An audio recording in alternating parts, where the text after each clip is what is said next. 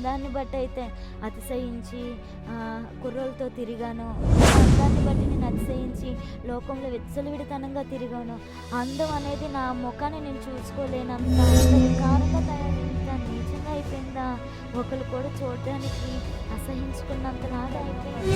ఒకానొక రోజున అనుకోకుండా నాకు కడుపు నొప్పి రావడం జరిగింది. సంవత్సరం పోయిన తర్వాత కరెక్ట్‌గా 2020 సంవత్సరంలో నాకు మొఖమంతా కూడా మచ్చల్లాగా చిన్న చిన్న మచ్చలు రావడం స్టార్ట్ అయ్యాయి. కోటి మందిలో ఒకరికొస్తాయి. ఆ రక్తాలు రావడం కాదు కానీ అదొక రకమైన వాసన వచ్చేసేది. నా దగ్గర ఎవరు ఉండకూడదు. నేను నలుగురు మధ్యలో నేను ఉండకూడదు. ఎందుకంటే నలుగురు మనుషుల మధ్య నేను ఒకవేళ ఉన్నానంటే వాళ్ళు పీల్చిన గాలి, వాళ్ళు వదిలిన గాలి నాకు సోకినా కూడా నేను చనిపోయే ప్రమాదం హెవీగా కొట్టుకోవడం ప్రారంభించి నేను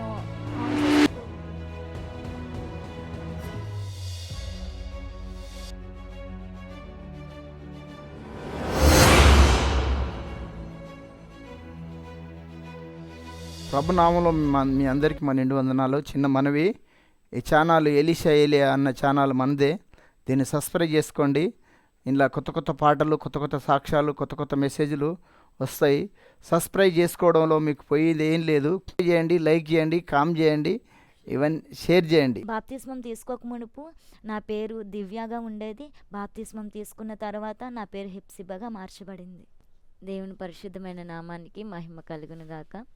నా సాక్ష్యం ఏంటంటే, మాది అగ్రహారం అనేటువంటి గ్రామం, కొత్త వలస దగ్గర ఒక పల్లెటూరు గ్రామంలోని మా తల్లిదండ్రులకు మేమిద్దరు సంతానం మేము జన్మించడం జరిగింది.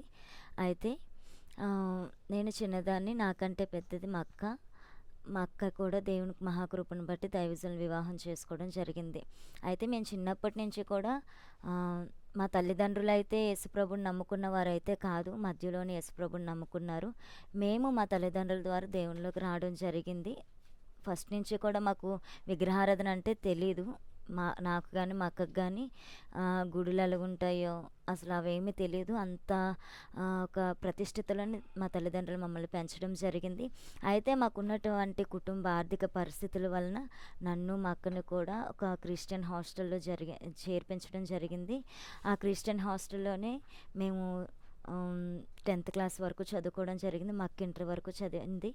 అయితే 10th అయిపోయింది. 10th వరకు కూడా నేను చాలా దేవుని భక్తిలో ఎదిగాను.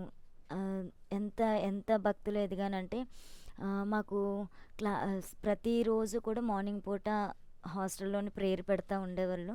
ఆ ప్రేయర్లో కూడా నెక్స్ట్ డే ఏ పాటలు పాడతారో ముందుగానే నాకు దేవుడు అవి బయలుపరచడం, అంతా దేవుడు స్పిరిచువల్గా ఉండే